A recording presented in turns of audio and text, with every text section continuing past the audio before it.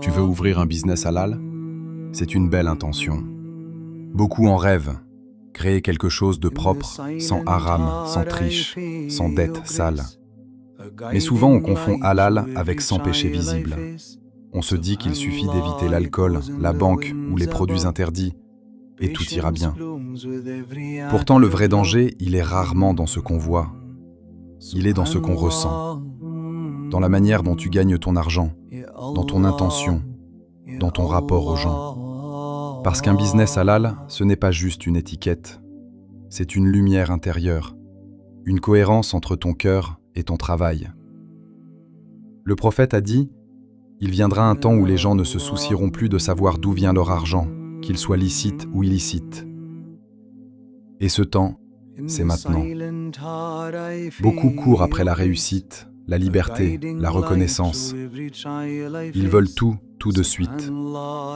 Et parfois, sans s'en rendre compte, ils laissent le halal derrière eux.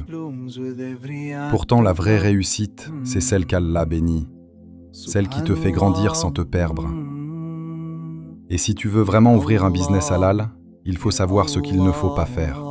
Parce que ce n'est pas le produit qui rend ton commerce pur. C'est ton intention, tes choix, ton cœur.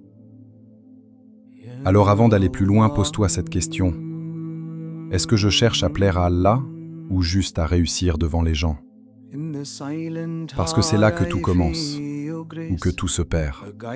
Première erreur, croire que l'argent justifie tout. L'une des plus grandes erreurs, c'est de croire qu'un bon résultat rend tout acceptable. Tu entends souvent des phrases comme « Oui, j'ai pris un prêt haram, mais c'est temporaire.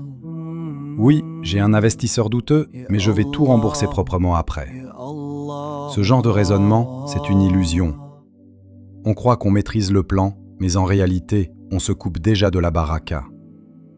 Parce que le halal, ce n'est pas un but qu'on atteint plus tard. C'est une condition qu'on respecte dès le départ. Quand ton argent de départ est impur, tout ce que tu construis dessus est fragile.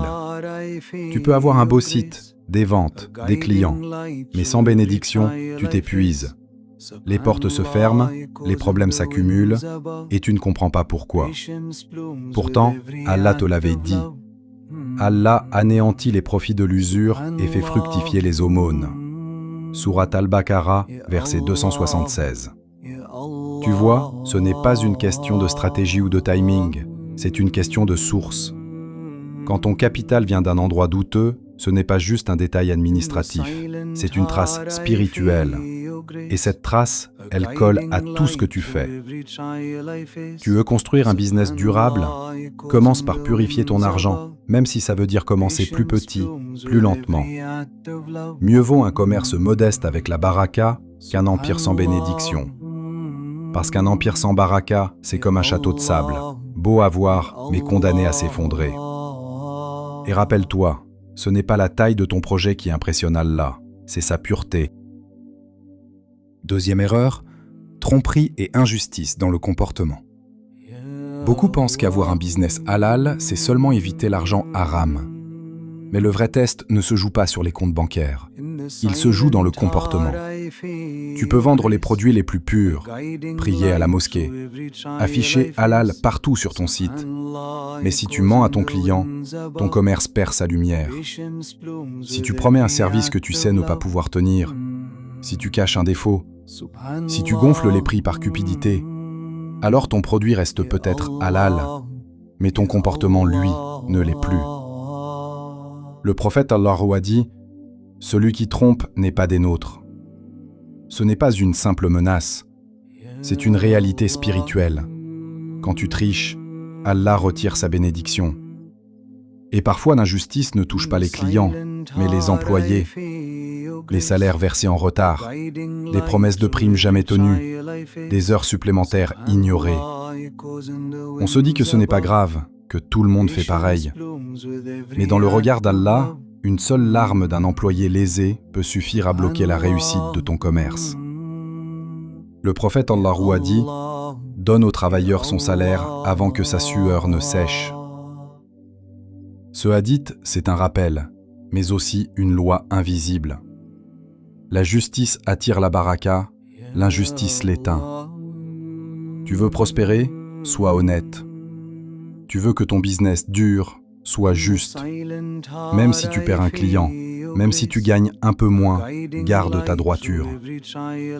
Parce que chaque mensonge te fait perdre la confiance des gens, mais surtout celle d'Allah. Et sans cette confiance, aucun commerce ne peut durer. Troisième erreur. Oublier la spiritualité dans le travail. Beaucoup parlent de halal comme on parle d'une méthode, une stratégie, un modèle, un business plan. Mais le halal, ce n'est pas une technique, c'est une direction. Et sur ce chemin, beaucoup finissent par se perdre. Ils prient pour qu'Allah leur ouvre les portes, mais une fois que les ventes arrivent, ils ferment la leur. Ils ont commencé avec le cœur, mais à force de courir après les chiffres, ils ont oublié celui qui donne le succès. La spiritualité s'efface peu à peu. Le zikr disparaît. La prière se fait vite. Les mails remplacent les invocations. Et un jour, sans s'en rendre compte, leur business est encore halal sur le papier.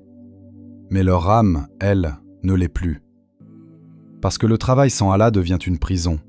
Tu gagnes, tu signes, tu vends, mais tu sens un vide que l'argent ne comble pas. Allah a dit, c'est dans le rappel d'Allah que les cœurs trouvent la tranquillité. Si ton commerce ne t'apaise plus, c'est peut-être parce qu'il t'éloigne de lui. Le business halal, ce n'est pas seulement vendre ce qui est permis, c'est aussi vivre avec gratitude, rester connecté au sens, et se rappeler que ton travail est une forme d'adoration. Alors travaille avec conscience.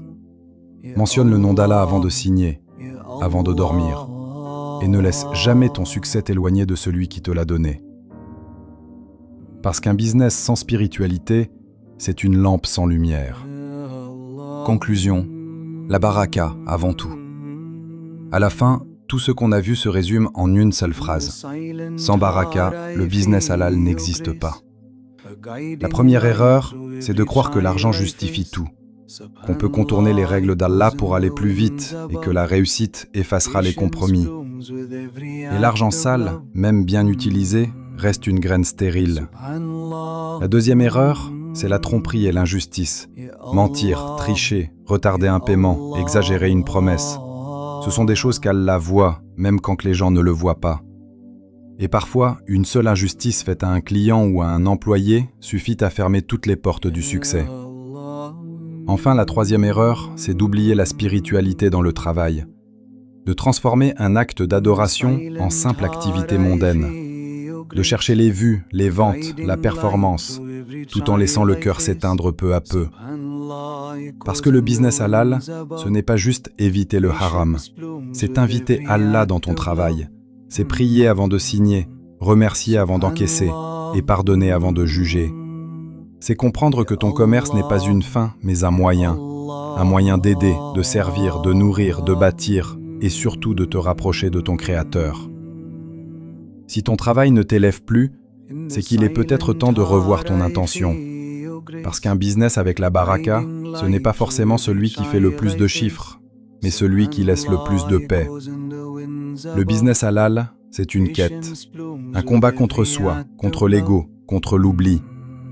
Et si tu tiens bon, si tu choisis la sincérité, la justice et la foi avant le profit, alors Allah sera ton partenaire. Et avec lui à tes côtés, même le plus petit commerce peut devenir un grand acte d'adoration.